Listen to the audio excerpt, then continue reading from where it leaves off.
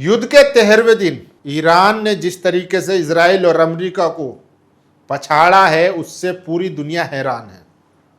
हमने आपको युद्ध के पहले ही दिन बता दिया था कि अगर ये युद्ध मात्र 18 दिन तक चला तो इसमें अमेरिका और इजराइल मुंह की खाएगा, और वही हुआ और वैसे ही हालात है, क्योंकि ईरान ने पहले ही अपनी स्ट्रेटजी बना रखी थी।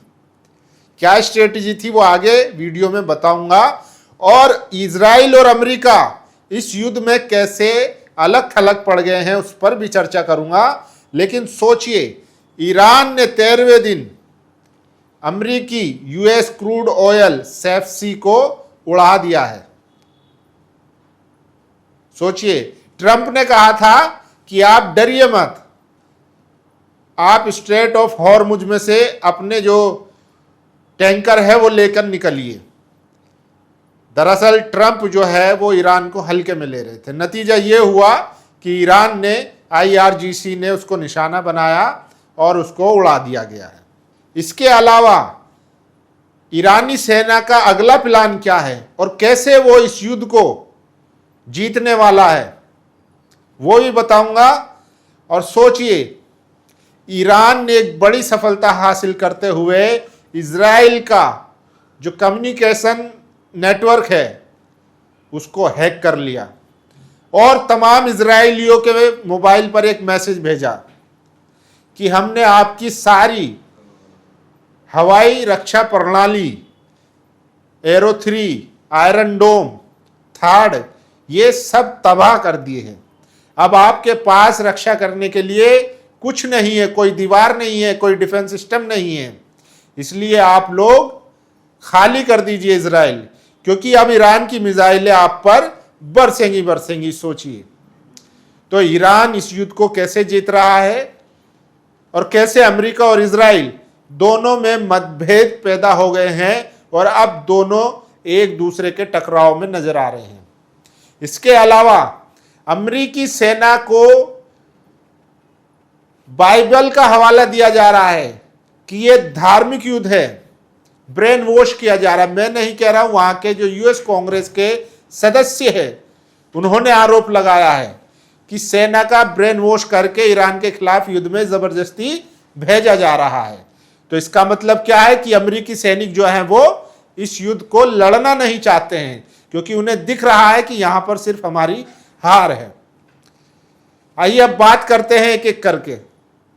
सबसे पहले बात करते हैं, ट्रंप ने कहा कि जो उसके क्रूड ऑयल टैंकर हैं आप स्ट्रेट ऑफ हॉर्मुज को पार कर लीजिए, और बिना किसी, मतलब एक होता है ना अकड़ वाला, उस तरीके से उसको लगता था कि मैंने जो बोल दिया वही सत्य है और वही आखिरी है, तो उन्होंने फरमान जारी कर दिया। लेकिन ईरान ने उनके फरमान को तोड़ गया, उनके घमंड, गुरूर, तकब्बुर सबका चकनाचूर कर दिया। ये तस्वीरें देख सकते हैं आप, किस तरीके से पूरा टैंकर जो है भभक रहा है। इसके अलावा ईरान ने एक और बड़ी चेतावनी दी है, अगर ऐसे ही हालात रहे या अमेरिका ने ज़्यादा छेड़छाड़ करने की कोशिश की है तो हॉर्मुज जलडमरू मध्य के अलावा मंदाब जलडमरू मध्य भी बंद कर सकता है ईरान। सोचिए, और इसके पीछे स्ट्रेटजी क्या है, ईरान ने अपनी स्ट्रेटजी कैसे बदली वो भी समझिए। दरअसल यहां पर अमेरिका और इजराइल में दोनों में मतभेद है। इजराइल जो है वो इसको धार्मिक युद्ध मानकर चल रहा है। वो समझता है कि ईरान उसके अस्तित्व के लिए खतरा है, क्योंकि उसको पता है हमास हो, हिजबुल्लाह हो, हुती हो, ये सारे ईरान के प्रॉक्सी हैं और वो इनके जरिए इजराइल पर लगातार हमला करता है। और नेतन्याहू को यह भी पता है कि जब तक ईरान रहेगा तब तक हम सेफ नहीं हैं।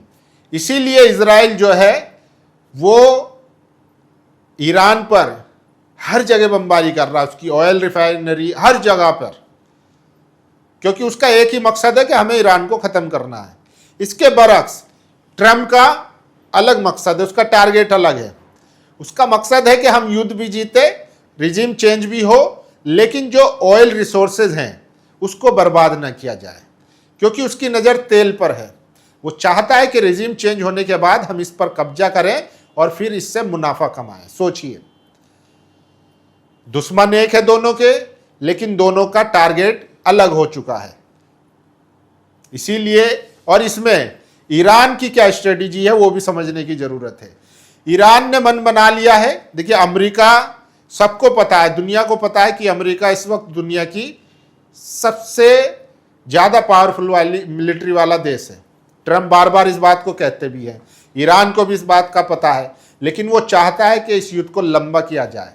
वो चाहता है कि तेल पर सबसे ज्यादा हमला हो, क्योंकि अगर तेल बंद होगा, गैस बंद होगा, इसीलिए आप देखते हैं कि वो सऊदी अरब की अरामको रिफाइनरी को भी निशाना बनाता है, कुवैत कतर में भी वो तेल टैंकरों को निशाना बनाता है, और अब स्ट्रेट ऑफ हॉर्मुज में भी वो तेल टैंकरों को निशाना बना रहा है। उसका लक्ष्य एक ही है कि क्रूड ऑयल की कीमत जो है $200 प्रति बैरल हो जाए। अब इससे होगा क्या? इससे महंगाई बढ़ेगी, और सिर्फ ईरान में, अमेरिका में या इजराइल में नहीं बढ़ेगी, पूरी दुनिया में बढ़ेगी। और जब पूरी दुनिया में हाहाकार मचेगा तो सबके फिर फोन किसके पास जाएंगे? वो फोन जाएंगे ट्रम्प के पास। और जब ट्रम्प पर फोन जाएंगे तो फिर उन पर दबाव बनेगा। तो इस तरीके से अमेरिका ये युद्ध जीत कर भी हार जाएगा। और ईरान ने पिछले 13 दिनों में इजराइल में जो तबाही मचाई है वो आपको देखने लायक है। इसीलिए ईरान जो है वो बहुत स्पेसिफिक टारगेट कर रहा है, वो चारों तरफ हो हल्ला नहीं मचा रहा है।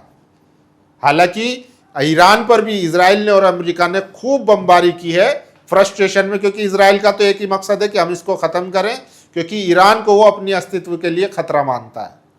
उसका एक ही मकसद है। इसीलिए नेतन्याहू हमला करने के बाद ट्रम्प को सफाई देता है, या एक्सप्लेन करता है कि क्यों जरूरी था।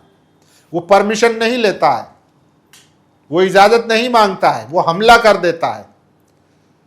इसके बरक्स ट्रम्प जो है वो कंफ्यूज हैं कि हम क्या करें क्या ना करें। अब खबर यह भी आ रही है कि ईरान ने अपनी स्ट्रेटेजी को बदला है। खबर आ रही है कि वो इस बार दुबई में, अरब कंट्री में या इजराइल में गूगल, ओरेकल, माइक्रोसॉफ्ट, जो जितनी भी बड़ी बड़ी टेक कंपनियां हैं जो किसी भी तरीके से डायरेक्टली या इनडायरेक्टली इजराइल को युद्ध में मदद पहुंचाते हैं, चाहे अपनी टेक्नोलॉजी की वजह से, चाहे अपने इंजीनियरों की वजह से, चाहे पैसे की बदौलत, अब वो उनको निशाना बनाने वाला है। यानी कि इस युद्ध को अमेरिका पर वो इतना महंगा कर देना चाहता है कि उसकी पुश्ते याद रखें। और इसीलिए 13 दिन बाद भी ट्रम्प को समझ नहीं आ रहा है कि असल में वो करे क्या। इसीलिए वो भोखलाहट में कह देते हैं कि आप स्ट्रेट ऑफ हॉर्मुज पार कर दीजिए, मैं बैठा हूं। लेकिन उसको लगता है कि सब एपस्टीन वाले हैं, इसलिए उसकी बात का मान सम्मान रखें। अरे भाई, युद्ध चल रहा है, ईरान ने आपके साथ जंग छेड़ी हुई है, आपने तो ऑर्डर दे दिया, उसका नतीजा क्या हुआ? ईरान ने उसको निशाना बना लिया। तो सोचिए कि ईरान इस युद्ध को कई मोर्चों पर लड़ रहा है, और वो पूरी स्ट्रेटेजी के साथ लड़ रहा है। उनके विदेश मंत्री ने कहा भी था, जब ट्रंप ने कहा कि हम भारी फोर्स के साथ ईरान पर हमला करेंगे, तो उन्होंने कहा कि हम तो तैयार हैं, आप आइए तो सही, हमला तो कीजिए। यानी कि इसका मतलब है कि वो पिछले 40 साल से इसी स्ट्रेटेजी पर काम कर रहा था। अब जब उसको वक्त आया तो उसने उसका सारा यूज किया है। इसीलिए ट्रम्प को भी समझ में नहीं आ रहा है कि क्या करे। कभी वो कहते हैं हम युद्ध जीत गए हैं, कभी कुछ कहते हैं। अब खबर आ रही है कि अमेरिका ने ईरान के जो ऑफिशियल हैं उनसे संपर्क किया है सीज फायर के लिए। इसीलिए हमने पहले दिन कह दिया था कि ईरान इराक नहीं है, लीबिया नहीं है, वेनेजुएला नहीं है कि आप चाहेंगे और वहाँ के सुप्रीम लीडर को मारेंगे, टॉप लीडरशिप को ख़त्म करेंगे और फिर रिजीम चेंज करेंगे और अपना मकसद हासिल कर लेंगे। ईरान की जड़ें बहुत मजबूत है, वहाँ का सिस्टम बहुत मजबूत है। पिछले 40 सालों में आयतुल्ला खामनी साहब ने यही सींचा है, उन्होंने एक राष्ट्र के तौर पर ईरान को मजबूत किया है। तभी आप देखते हैं जहां उनके सरकार के खिलाफ ईरान में विरोध भी हो रहा था, लेकिन उनकी शहादत के बाद पूरा ईरान एकजुट हो गया, कोई सड़कों पर नहीं आया। अमेरिका की CIA ने कुर्दिस्तों से कहा कि हम आपको फंड करेंगे, उन्होंने भी इनकार कर दिया। बलोच को कहा उनको भी हम फंड करेंगे, उन्होंने भी इनकार कर दिया। तो सोचिए, वहीं दूसरी तरफ खबर यह भी है कि अमेरिकी सैनिक जो है जंग में जाने से मना कर रहे हैं, लेकिन उनका ब्रेन वॉश किया जा रहा है। उनको ये एक धार्मिक युद्ध बताया जा रहा है। उनको कहा जा रहा है कि ये सब बाइबल के हिसाब, भविष्यवाणी के हिसाब से हो रहा है।